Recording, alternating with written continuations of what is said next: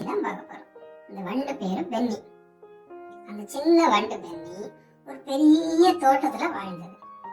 அங்க எல்லாருக்கும் அந்த பென்னியை பார்த்தா ரொம்ப கேலியும் கிண்டலுமா இருக்கும். ஐயோ, இது குட்டியோண்டு இருக்கு, குட்டியோண்டு இருக்கு, இத்தனை குட்டியோண்டு இருக்கு அப்படின்னு எல்லாரும் கேலி பண்ணுவாங்க. ஆனா பென்னி அதுக்கெல்லாம் கவலைப்பட்டதே இல்லை. அது பாட்டுல சிரிச்சுட்டு அங்க இங்கேயும் ஓடிட்டு இதை பார்த்து வேலை பார்த்துக்கிட்டே இருக்கும். ஒரு நாள் ஒரு பெரிய புயல் வந்தது. அந்த புயல் அடிக்கும் போது அந்த தோட்டத்தோட விதைகள் எல்லாம் அப்படியே காத்துல பறக்குது. அங்க ஓடுது, இங்க ஓடுது. இதை பார்த்தோடனே தாவரங்களுக்கு எல்லாம் பயமாயிருச்சு. எல்லா செடிகளுக்கும் பிளான்ஸுக்கெல்லாம் ரொம்ப பயம்.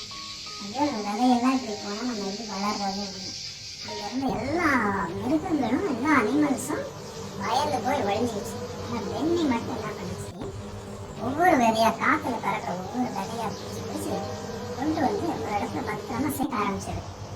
இதை பார்த்தோடனே மற்ற எல்லா விலங்குகளுக்கும் ஆச்சரியமா போச்சு. அனிமல்ஸ் ஆச்சரியமா, இவ்வளவு குட்டியான பென்னியே வந்து விதைகளை சேமிக்கும் போது நம்மளும் சேமிக்கணும் அப்படின்ட்டு எல்லா விலங்குகளும் சேர்ந்து, யானை, புலி, கரடி எல்லா விலங்கும் சேர்ந்து அந்த புயல்ல பறக்க இருந்த எல்லா விதைகளையும் சேர்த்து பத்திரமா பாதுகாத்து வச்சிருச்சு.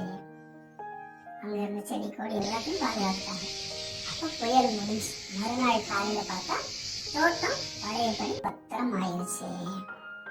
எல்லாரும் சேர்ந்து பென்னியோட தைரியத்தை பாராட்டினாங்க. பென்னி, உன்னாலதான் நாங்களும் இந்த வேலை பார்த்தோம், அதனாலதான் நம்ம தோட்டம் பாதுகாப்பா இருக்குது அப்படின்னு சொன்னாங்க.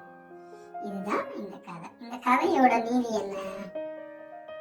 ரொம்ப சின்ன நபரா இருந்தா கூட, ரொம்ப குட்டியா இருந்தா கூட, சின்ன பிள்ளைகளா இருந்தா கூட துணிச்சலா செயல்பட்டா, ரொம்ப துணிச்சலா செயல்பட்டா பெரிய மாற்றத்தை உருவாக்கலாம். இதுதான் இந்த கதை.